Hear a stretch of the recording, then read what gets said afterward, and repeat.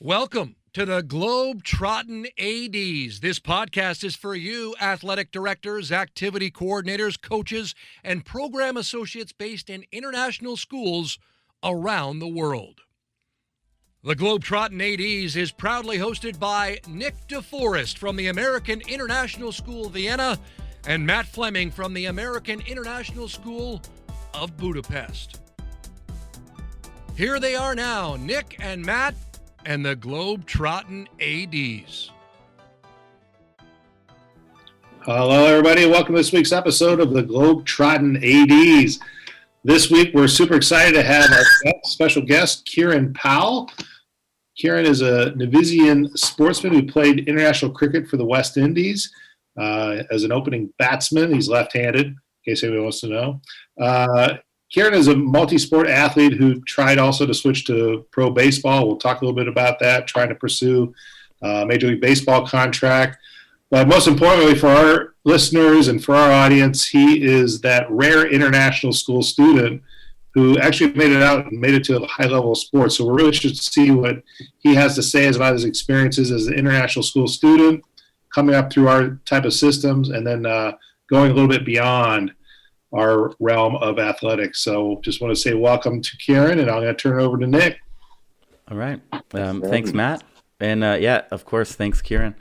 Matt gave you a bit of an intro, but maybe you could tell us a bit more, just including where you are right now and what you're up to. I think you've covered most of it. I hope I said where you're from correctly. Nevisian. You're from Nevis, right? It's said Nevisian, but Nevisian. Yeah, close enough. Close enough. You're not the first. You won't be the first. So my intercom's just going off. I think we've just got to package or something. But yeah, we're in London. My wife and I have been living here for quite some time now. She's a UK-based lawyer. It's easier for me to get to where I need to get to and play cricket than for her to have to relocate. So it's not the worst place to be. That's for sure. All right. Well, I think we have you on here because we met at a leadership webinar, the mutual friend Devin Teeple, and right at the end you mentioned to me that you went to an international school. So I looked it up, obviously did some research, found that it's not too similar to the schools that we're at, but in multi-sport participation and some of the, athletic things, very, very similar. And one of the ADs that I know who is from Millfield, but didn't go there or right around, he said it's like Cobham, which is a school that we're all familiar with. It's like Cobham on steroids. And he meant it in the best way, of course, but fantastic facilities and education, of course. Really, we just want to know what was it like for you as a student athlete moving to Millfield, and what was your fondest memory there? So it was basically my dad was a member of the West Indies Cricket Board, and he met the England cricket team had toured the Caribbean early in 2014, I think around March, and he met with this representative from the England Cricket Board, a guy by the name of Bill Edwards from Wales, and he said, I have a son that plays cricket, etc., etc. And he was like, oh, okay, that's nice. And then he said he'd like to get him to go to school in the UK.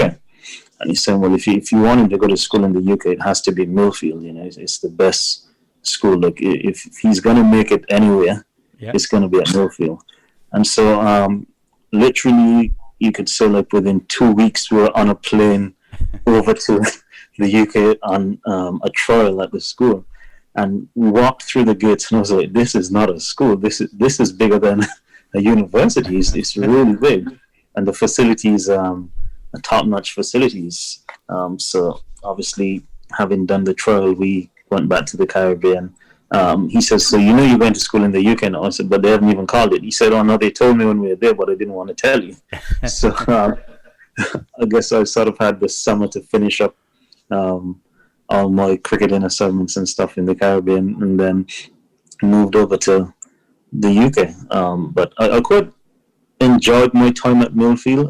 It definitely helped me a lot, not only on the educational side, But on the personal growth side as well, obviously being 14 and having to move away from home, living with mom and dad, obviously, and then you're just thrust into the world, into boarding school, and it's obviously you're not fending for yourself, but in a sense you have to learn quickly, you have to learn on your feet to sort of be independent, and I guess it fast tracks you into the realities of life, of becoming a man.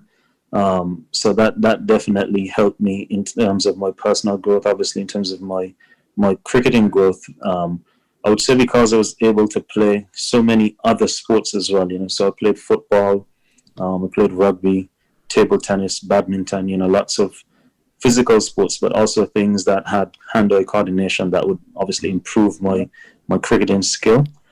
So when the season came around, like I would be able to get up to speed quicker than the other guys that weren't, I guess, playing those types of sports. Right. And obviously the facilities and the access to the level of coaches and stuff that we had were top notch, because unfortunately he's passed away now, Tom Maynard, but he was in the same boarding house as me, and his dad was the England batting coach at that point in time. Mm-hmm. So his dad used to come to the school and do batting sessions with all the batters and feed us on the bowling machine and stuff. So it was next level, the type of access to high quality coaching and facilities that we had, and anything like that. I mean, if you have the slightest bit of talent, you're gonna make it out of a situation like that. And prior to going there, what type of school were you in the West Indies? Just regular school. In the Caribbean, I guess all the schools are pretty much the same. It's not really any sports facilities or anything. It's more so you going with mom and dad, or with your friends, or I guess if you're making it into the national youth team programs, you'll have cricket training between holidays or something like that. But it's nothing as structured as what was here, so it provided me with great structure to be in Millfield as well. So it was a bit of a culture shock coming from that to the UK then, or yeah, definitely. Did you settle in pretty quick, or was it a little bumpy getting to that point? I think it took me pretty much the first year to get settled into I guess the lifestyle of the UK and how things are done in Europe, because obviously everybody knows the Caribbean is probably the most laid back place on earth. So I guess having, I'm pretty organized and stuff, but I like to get things done in my own time back then. But obviously now it made me, I guess, not only more disciplined, but like a true professional in getting things done. Gotcha. Do you think sports helped you fit in? Coming to another country, another school? Definitely. Unfortunately, cricket is like the last term within the school year. Okay. So I didn't get to play my predominant sport until the last term.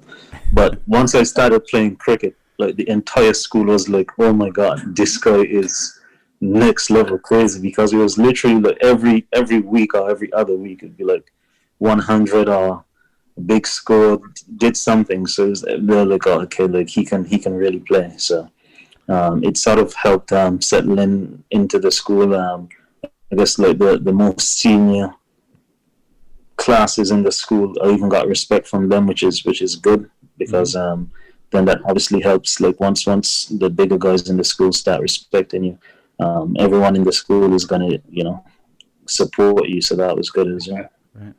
That's always a good feeling when you're the young guy. You come and improve yourself. So that's a great story to know about. You pushed through and did exactly. that. Yeah. So besides the part when you got to cricket, what sport did you enjoy the most up to that point? So growing up, I was actually into track and field. That was my first sport. But there's never been anyone from Nevis that's actually become a professional track athlete. And so I thought that whilst I was relatively good, I knew that the chances of me making it were slimmer than the chances of me becoming a professional cricketer. And my dad was cricket mad, and he never wanted to obviously force me to make the decision, but we obviously knew which decision he wanted me to make. So I obviously chose cricket, and then being at Millfield, like I really love playing rugby. Football is a bit bigger in the Caribbean, but I got spiked or studded one day when I was playing football, and the headmaster of cricket, he said, "That was your last football match.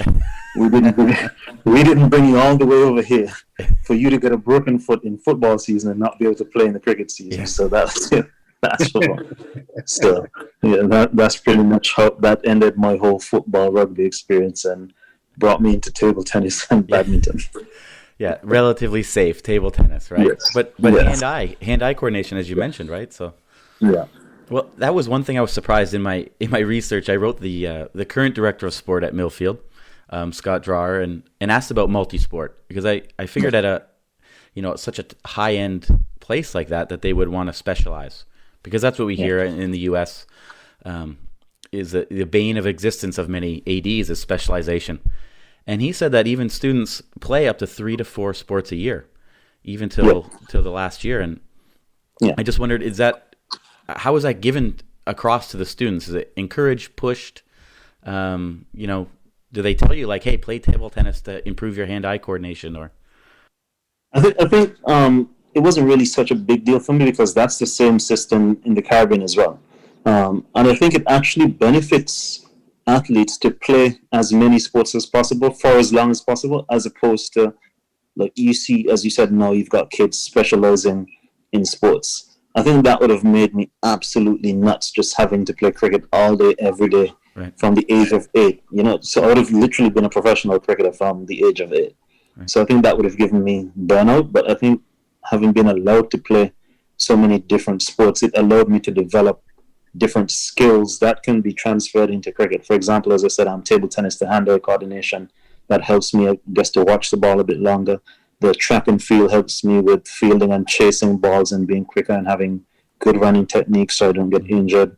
And then the rugby, the different lifting techniques and stuff to get stronger, etc. So I think as much as possible, if kids are talented, they should be allowed to play as many different sports, because I know, especially in international cricket, there are lots of guys that played hockey, golf, or table tennis, or still play at a relatively good level, especially golf. Loads of guys play golf and have relatively good handicaps below 10 or around the 10 area. So that's the joke in Canada. All the hockey players, as soon as their team loses from the playoffs, they just all hit the golf course and play these pro-ams and keep shooting these amazing scores, but hardly ever play, but it just carries over. Yeah. Right. Well, I was asking around about cricket at international schools around the world, and because we don't play it in most of the schools in the middle of Europe, just a few of the British schools, but it's pretty popular when you go around, and there's lots of colleagues I reached out to that said, yeah, they have cricket and there's leagues and there's schools, but for I think most of the people that listen to us and most of the people from North America, it's like the sport similar to baseball. That's what that's how I thought it was growing up. Obviously, I know more now, but tell us a bit about cricket internationally, what it's like to play for your country, and what's a professional league like? Okay, so cricket is it's the second biggest sport in the world, behind soccer, with in excess of 2 billion global viewership. Wow. And like I sort of knew I was going to be an international cricketer, like from the age of 12, if that makes sense. I just knew. Like I was so dedicated. Like literally every day I'd be with my dad, and he'd be throwing me balls or watching videos, teaching me the intricacies of the game, etc., etc. So like I was totally obsessed with cricket from a young age. So like I knew I was destined to play, and like I never really thought I was talented, but then like I looked at what the other kids my age were doing and what I was doing, and I was always like, at 13 I played for the Nevis national men's team. Wow. So like I was playing with guys like 35, 36 as a 13-year-old. Wow. And that in itself is crazy. So like I was always well advanced. So playing international cricket is just like it's such an amazing feeling, I guess, to do anything for your country or your region, but especially on an international level. And knowing the history of West Indies cricket and the pride and the players that have come along with it, like it's a massive, I guess, privilege, but it's a burden as well, because you have to live up to those expectations. But recently, I think having turned 30, like, I don't know, like I just feel like I've just mellowed down, like instantly the day I turned 30. Like I've just become so much more calm. Yeah. And like I've got like so much more clarity now. Like I know what I need to do, when I need to do, how I need to do it. Right. I've actually just finished, as I said, my second training session for the day. And I've lost like maybe 15 pounds from since the lockdown has started 2 weeks ago, which is crazy. But look, it's just such a joy. And cool. I think it helps as well that my dad is like completely engulfed in cricket. Right. My father-in-law absolutely loves cricket, and his best friends is one of Sri Lanka's all-time greatest cricketers, Arvind De Silva. Mm-hmm. And then my wife is also actually a cricket agent as well as a lawyer. So she actually represents not only myself, but some of the biggest names in cricket. Like she used to represent Dwayne Bravo and Andrew Russell, and now she represents the likes of Shea Hope, etc. So it's like I've been given like the perfect life, the perfect situation. My wife supports me, like she understands when I have to train. It's, like, I guess some people might have a situation where they come home and they're like, why you've been training so long? But my wife is like, you're not training enough. You need to get out the house, So it's a perfect situation. And I'm just so happy. I'm just so blessed to have been able to be in international cricket for so long, and hopefully I could finish off with the next 5-6 years and I'll be happy. Right? Yeah. Well, that's great. That's really great. And what's you mentioned the workout now, but what's the coronavirus done to your team right now? Is it everything been on hold for a while, or? So cricket, I think cricket's been lucky in the sense that they've just created some bubbles, and obviously there's no fans or anything, so they just keep you restricted within the hotel. Even if you're in countries that don't necessarily have COVID cases, they just keep you isolated in the one-off event that somebody does get infected and brings that infection back into the bubble, and then that would, I guess, ruin an entire tournament. So my season actually starts at the end of January. So, okay. I mean, I pretty much just took 2 weeks off from March, and I've been going non-stop since April, preparing for the season, because I've got some big personal goals set. Cool. But I think in terms of COVID, it's not really done much to affect cricket itself. It's affected the crowd and I guess the experience at grounds, but it's not really affected cricket being played per se. So you still have access to facilities and equipment and everything you need to keep training at a high level? Well, the gyms and stuff here are closed. So our building has its own gym, etc. So that's closed, but I can still do my running, etc. And then the cricket facilities are also closed, which is a bit crap. But the guys in the Caribbean, obviously, they've got it a bit easier because the Caribbean hasn't been really COVID infected most places. And so they're able to keep going. But I am able to start practicing in 2 weeks' time. So I'm really looking forward to that. But I'm not the type that really needs too much practice either. I just need to be fit. So I guess it's worked out in a way that it's not really affected me personally that much. Yeah, I think after being a national team player since 13, you probably have it dialed in, right? Yeah. If I don't know what I'm doing by now, there's no hope. I was going to say, you talked about the story when you had to impress the upperclassmen when you first got to Millfield. Yeah. You'd already gone through that. You could have played to the senior team. Like, I've had to impress men. Fair I'm enough. not worried about you. That's pretty cool. What's the locker room like? As a 13-year-old playing on a men's team, that the locker room is part of it. Camaraderie with the players. And what was that like? There was no camaraderie for me. I was literally a son to all of them. So, Right. Before we got onto the bus, I had to pack all the bags onto the bus alone. When we got to the airport, I had to unpack and check in everybody's bags. And the same thing when we got to another country. So I've been through all the different types of hazing that anybody can go through. Fortunately for the young players, I don't do that to them, but I've seen it all. Well, that's a good tradition to pass on down. That's what you keep alive. Yeah, I think so. I mean, packing bags, carrying stuff like that. So that's harmless for sure. It's not bad. Well, you mentioned and you joked a bit about your wife, pushing you to train more. But also outside of cricket, you've done something with your wife. You've written a book, and you're starting a company or have started a company.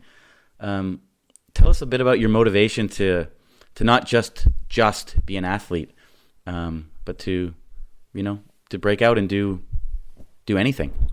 What's happened like that? Yeah, I think athletes have been stereotyped and I guess pigeonholed into just being athletes, as you said. But I think, as I said earlier, I'm fortunate to have been to Millfield and gotten like a solid education, not just any other type of education. And I think that as well, having married to such a beautiful, lovely lady who is more ambitious than probably Elon Musk, there's no room for me to just sit about and be happy being an athlete, which I actually love, because if I wasn't a cricketer, I always wanted to be an entrepreneur.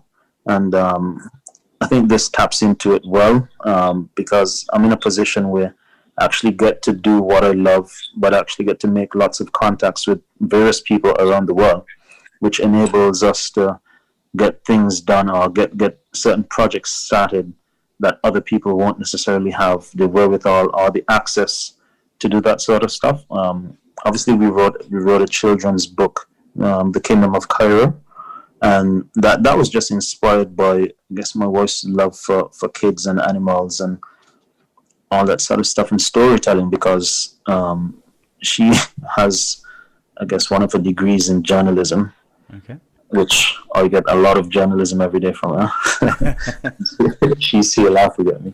And then we've obviously done a tech company in San Francisco that goes live to the public early January. It was supposed to be this year, but obviously COVID has messed that up. But I guess all good things come at the right time, so not necessarily too worried about that. And not that we haven't got enough on our plates. We're actually now launching a cricket league in the Caribbean next year, our very own cricket league, which is going to be really exciting. Very stressful, but exciting. Yeah. And we're also doing another app for talented musicians around the world, where they can all sign up and showcase their talents with the winners of each, I guess, genre of music, having the ability to win a cash prize and a record label deal with various record labels that we've partnered with as well. Oh, wow. So many, many exciting projects and nights of no sleep. Yeah. Well, even more thankful that you're taking some time to meet with us today with all that going on. Holy cow. Of course, anytime. Well, this kind of falls along the line, like, these are the things we hope our kids fall into, doing so many different things. And part of our mission as being athletic directors in international schools and work with kids in these environments is to give them exposure to all of these different things, and that they'll have an opportunity to try many different things in life and experience many things in life and gain from those experiences that they can take forward. So, I mean, you've obviously been a great example of how that comes forward and how that produces in life. But one of the things we were talking about earlier is you're not afraid to try new things. And we mentioned at the beginning, you did try something new a little while ago. We just wanted to touch on it with your experience with trying out baseball. And we wanted to chat a little bit about that. Baseball, of course, for Nick is pretty near and dear to his heart as he played in university. I have kind of a baseball experience with myself, having grown up in the States, of course, growing up as a kid and playing. And, just a little curious. We're just curious to know about what your experience as a kid with baseball, and then how did you come around to getting exposed to it, or deciding that maybe I'll give this a shot and see if I can make a career out of it. So as a kid, the only time I really saw baseball is when I went to, I guess, the U.S. Virgin Islands to see my aunt in the summer holidays, and like her son would be playing in these various kids baseball tournaments. So like obviously we'd see it, and that's how we'd be playing it in the backyard and what's not. But I was actually playing for the West Indies in New Zealand, and this is one thing I love about baseball. Like the scouting system is so wide. Like they cast such a wide net. Like if there's any hope of getting a player, like they'll do what they can, which is amazing for the sport. And I was playing in New Zealand, and the Dodgers had seen me play, and they brought me over to do some work with some of the coaches that they assigned to me, after getting in contact with my wife and telling her that they'd like me to try out to become a professional baseball player. And we just figured out, why not? Let's give it a try. So we went to LA, spent the summer in LA, and then we shifted over to Florida and had a pro day at the IMG Academy after a few more months there.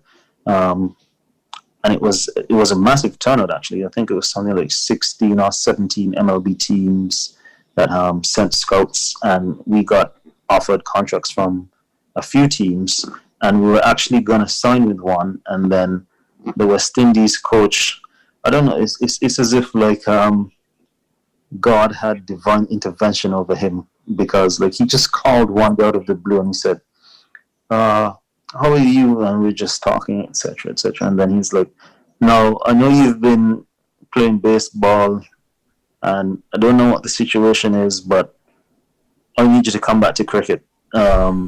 So I'll be waiting for you, and I'm giving you X amount of time to come back and get yourself together, because we want to get you back into the team. So I'll be waiting to hear from you.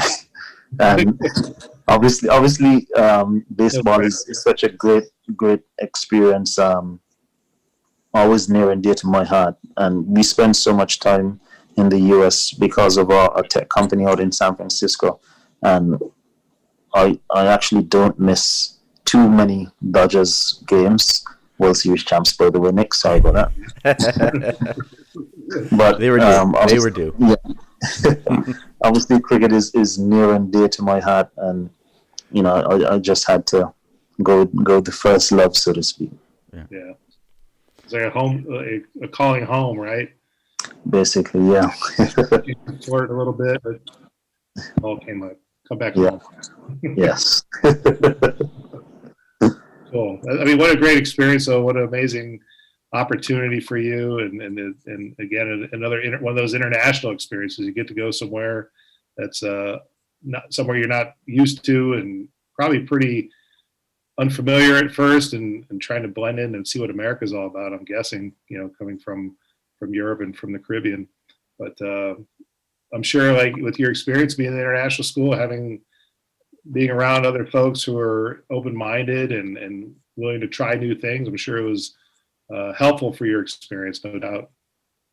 Yeah, I actually spent lots of time in the U.S. Growing up. Like every summer holiday, like I'd be going between the U.S. Virgin Islands and like places like Miami and New York, and I've got so much family in America, so it's just literally just bouncing around from place to place, spending time with various family members.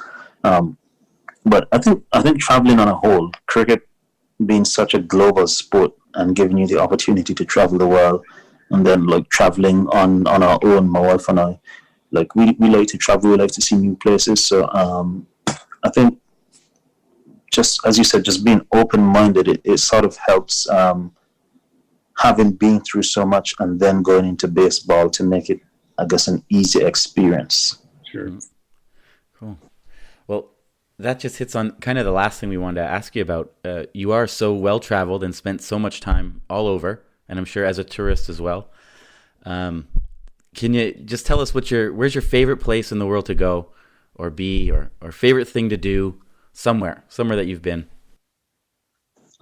So my wife is originally from Sri Lanka, Mm-hmm. and her mom still lives out there, and her brother. And I absolutely love Sri Lanka. Like it's very similar to the Caribbean, and the food is amazing. Literally, last Christmas, the food was so amazing. I put on like 20 pounds. Like when I got back to my fitness testing for cricket, they were like, "You have had too good of a Christmas. You need to do some extra work." So I love Sri Lanka. I love Singapore.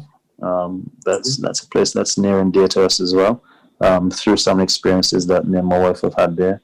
And obviously, London is a place, well, the UK on the whole. I'm a massive fan. I think I'm a bigger fan at the moment of Europe than the US, which is it never used to be that way. I was a massive US fan, but I think Europe is just a bit more easygoing, more well-rounded place at the moment. Yeah, absolutely. I one of the reasons why I won't leave. That's for sure. 20 years and counting for me. Sweet.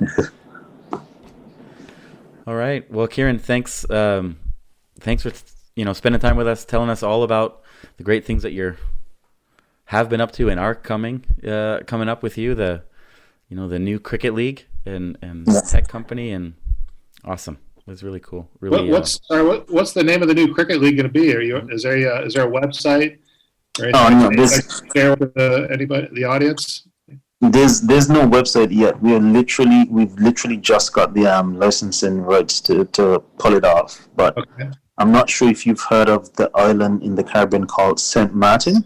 Mm-hmm. Of course. Yep. So it's going to be based in Saint Martin, which is, I guess, the perfect place for a cricket league, because it's got the perfect size ground, right type of atmosphere, and players can get away from cricket and do so many other things. Even though it's in the Caribbean, you could just catch a ferry over to so many neighboring islands, Anguilla, St. Bart's, just have good days out with the family, etc. So really looking forward to it. Definitely want to come back on and speak to you guys before that goes live. Sounds great. That would be amazing. Yeah, absolutely. And hopefully we can travel sometime soon and take it in. That would be amazing. That would be amazing. All right. So thanks a lot, Kieran. We just want to thank you again for joining us. And, again, my background with cricket is not huge. I've had kind of some experiences. I played a little bit indoor one time when living overseas, but it wasn't quite the same. But I did enjoy it, and I think you've brought a little more perspective to the show, to the audience, and definitely for myself. Talking a little more about cricket and the opportunities it provides. It's just great to hear about. And we just wish you all the best of luck in your future endeavors, and good luck with the new season coming around after the start of the new year. Thanks, guys. Thanks for having me, and thanks to your listeners as well. All right. Take care. Take care. Bye. Cheers. Okay. Well, Matt, let's just take a quick ad break, and then we'll come back to close her off. Sounds good. Coach Evaluator is the premier coach evaluation software for schools and athletic organizations and preferred coach evaluation solution of the NIAAA and the Positive Coaching Alliance. The system is completely customizable with an always growing evaluation template library for athletic directors to reference. There are not only evaluations for ADs to use, but also self-evaluations and parent-player evaluations of coaches. Learn more about digitizing and simplifying your coach evaluation process by visiting www.coachevaluator.com. Mention Globetrottin ADs to receive a $200 discount on the yearly rate. Kukri are a global multi-sport clothing brand specializing in providing the world's most prestigious schools with bespoke made and designed team uniforms for students of all standards and abilities. If you are frustrated by inconsistent colors, branding, costs, and sizing across your school's uniforms, then it's time to discuss an offering where every sport is available from softball to soccer for male and female athletes at rates to suit your budget. To find out how Kukri could elevate the apparel of your student athletes to a professional level, email the team at contact@kukrisports.com. A dedicated sales manager will offer you a quote today. Mention this ad and receive a special offer on your coach or PE staff order. So Kieran went to Millfield, and even though it's not exactly the same as some of our schools, it's definitely an international school and promotes the same, educational-based athletics and things that we do. And he's, as we mentioned, a top international athlete. Very cool. And we know of a couple other top international athletes that went to international schools, right? Yeah, there's a handful out there that we're familiar with, I think, as a whole. But get a chance to talk to one and hear about their experiences, and then how they've gone to that next level and the things they've been able to do, like all the things that Kieran mentioned. He's been able to travel the world and have these amazing opportunities. So it's those rare stories we hear. I mean, we have so many success stories of our students that go on to other things in life, and there's tons of those stories. But in terms of like sports and getting to that next level, it's quite rare, I would think. Right. A lot of our colleagues would agree. So it's pretty cool to hear about his background and how he got through to that next level. And one main athlete that most of us know about, but maybe not all, is Steve Kerr, right? Amazing basketball player, Chicago Bulls, now coach. We're going to get on the show one day. Well, I predict. We did write a few times. We'll keep trying. We're going to land it one day. Well, he went to Cairo, CAC, and he went to school in Beirut as well. And of course, our speaker from the summer conference series and coming up for the student-led conference, Sebastian Bellin. He was a captain of the Belgian national basketball team, played professional for many years after playing in college. He's up there. But that's where my list ends, Matt. Do you have anybody else? Well, we've had, from my school here in Budapest, we've had one kid who went on to play Division I soccer. Fortunately, I can't remember his name, but he did go to the States and played. I think he played at Syracuse. So we did have another student who graduated who played for the Hungarian women's national water polo team. So that's a pretty good high level. These are a little more, I guess, obscure things, but it's still great to see that these are typically kids also, and I'm sure you have the same experiences at other international schools. They're involved also in the club system outside of school. Right. So we're lucky if we get a chance for them to actually join our school teams and play, and maybe go to a CISA tournament and get involved that way. And usually when they do, it's pretty positive. I think those kids really want that chance. Yep. They want that opportunity to play with their schoolmates, because they go to class with them all day, and then they get a chance to play with them. It's a little more icing on the cake, so to speak. So not a lot though. It's just that rare opportunity, I think, that we come across with those kids. But if you're listening out there and you've had an athlete come out of your school that went on to play in a European professional league, or any continent's professional league, or into the States D1 professional, let us know. Let's build the list, and maybe we can have a few more on the show, right? Yeah, it's not like we have those big signing days like back home. No, this every high school has a day where they announce kids they're signing to play a university somewhere. It's become a phenomenon of sorts back in the U.S. And a lot of those are like Division I announcements, which are really cool. But we don't typically have those in the international scene. So that's definitely a big difference of U.S. and international schools. Is top level, college and pro athletes for sure. But they're out there. I know they're out there. So let us know. Yeah, let us know about it. Actually, now I think about it, I do have a kid. He's in middle school. He's one of the top sailors. Okay. Oh, that's cool. And, it's a thing he does outside of school, but he's become a Hungarian champion in sailboat racing. Right. Wow. So that's one of those obscure things, but it's pretty cool that they get to do that. Yeah. Yeah, absolutely. Okay. Well, Kieran, thanks again. Listeners, thanks as always. And let us know. Who are your top guys and girls that have made it out in the big world of sports? Okay. See you next time. All right. Take care, everybody. See you next time on the Globetrottin ADs. Until next week, this has been another episode of the Globetrottin ADs.